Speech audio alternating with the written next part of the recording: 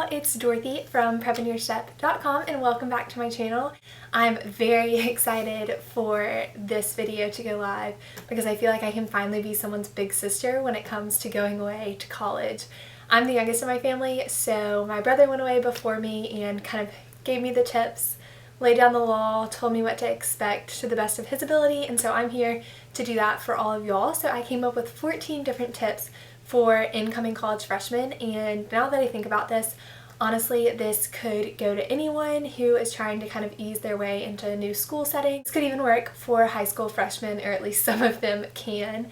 And if you are a more visual person like I am and not so auditory, I have left a link below to the blog post with all of these tips as well. So because there are a lot of tips, I'm going to jump into it so that I don't bore y'all with this intro. Tip number one is to go to your school's student activity fair and consider joining a few different clubs. So I think pretty much every school will do some sort of student activity fair run by organizations on campus. So ours is outside and it's just down this big walkway, and all of the different organizations have tables set up. Some have, trifolds.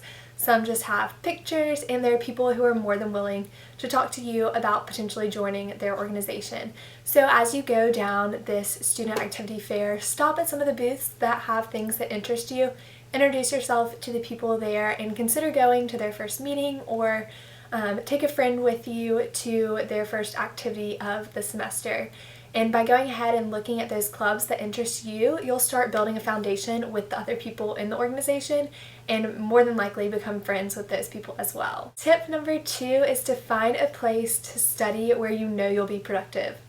For me, that's in the library. My friends joke that it's not where are you, it's what table are you at when they're looking for me, because they can pretty much guarantee that if I'm trying to be productive, I'm in the library somewhere with a cup of coffee.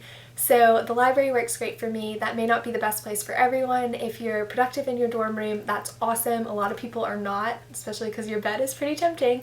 But find that place pretty early on and start establishing how you can be productive in that area, since then you'll have more time for fun. Number three is to be sure to schedule in some alone time. If you're an introvert like I am and regain energy from being alone, that can be super hard as you transition into your first year of college, because you're constantly surrounded by people, whether it be in your class, in the clubs you've joined, or even in your dorm room and on your hall, because you'll more than likely share that space with other people. So make sure that you're taking some time for yourself. My favorite way to spend some alone time is to go for a run, go for a drive. That's honestly how I stayed sane my junior year of college.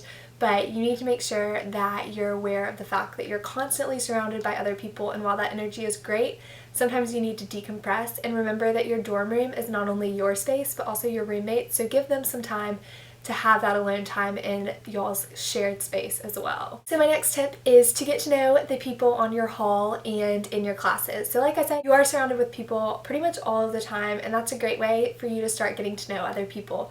So you're living on a residence hall with probably 30 or 40 other girls, maybe there are guys watching, or boys, on that hall. So that's just people that you can start building connections with from the beginning and start forming relationships and get to know them and start building your community on campus. I love having class friends, and I'm one of those people that'll walk into class, not look at my phone, and try to strike up a conversation with whoever's next to me, because forming those relationships makes it so that your school will start to feel like home. Next up, I'm gonna sound like your mom, but actually go to your classes. You're at school to get an education, and honestly, you're going for a lot shorter amount of time than you did in high school, so just go to class. You can thank me later. Your professor will more than likely remember who you are, and it's just, that's what you're there for, so go.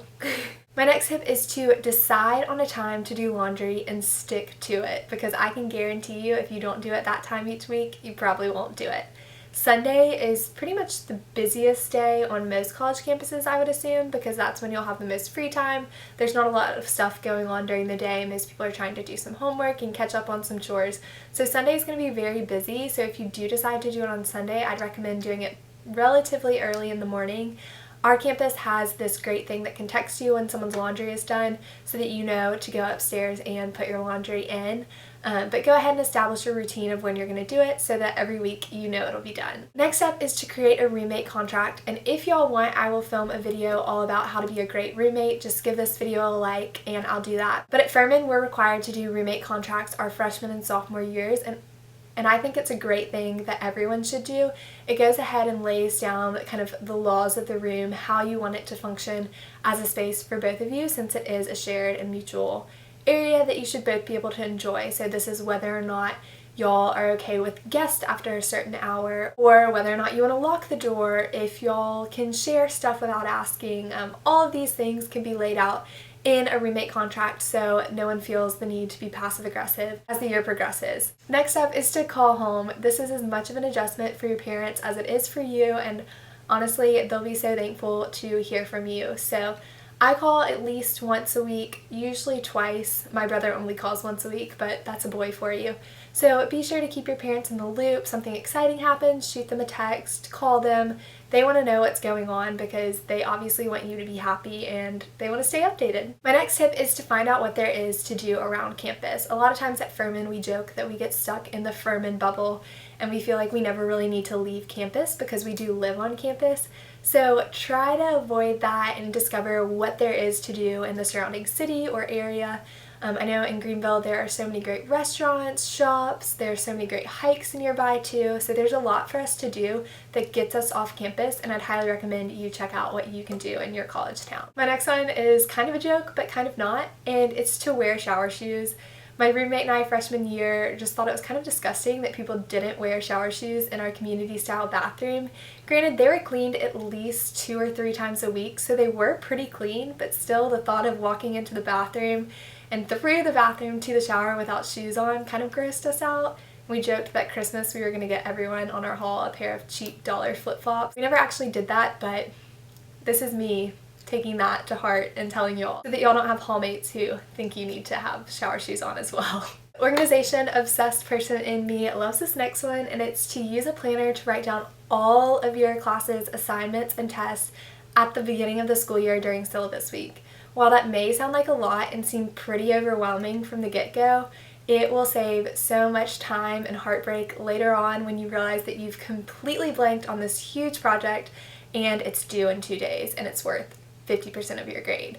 You never know what college classes are going to require, and your professors can kind of figure out the scale on their own, but by writing them all down at the beginning, you'll just ensure that you can plan out your time and choose activities wisely so that you can get everything done. Speaking of professors, don't be afraid of your professors and go and get help when you need it. They have office hours for a reason, and they would be more than happy to assist students who may want some clarification on something talked about in a lecture or some help with a project that may be coming up. Remember, they're the ones that are grading your stuff, so they're the ones you should go to for help. So their office hours are there for a reason, they're not scary, and they genuinely want to get to know you. Now I really sound like a mom with this one, but it's one that I would really like to reiterate with y'all. So if you do choose to go out and partake in going to parties or bars, I don't know, different college towns have different things going on, but go with a group. That's so important, and in that group have one person who stays sober, well at least one, you can have more than one obviously, and serves as the mom for the night. So that person can make sure that everyone gets home safe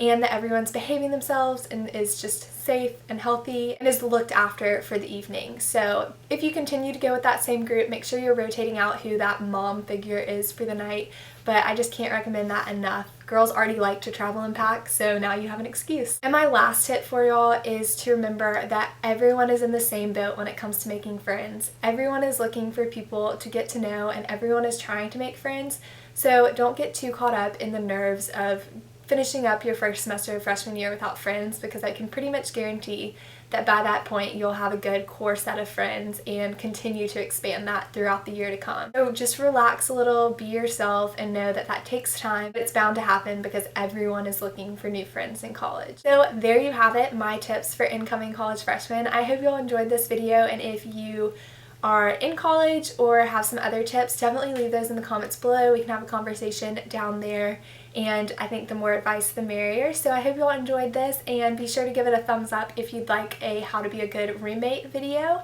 And I think that's it for now, aside from go and check out my blog. I've had so many posts go up lately that I'm really excited about, and I hope you are too. So hopefully I'll see you over there. Bye!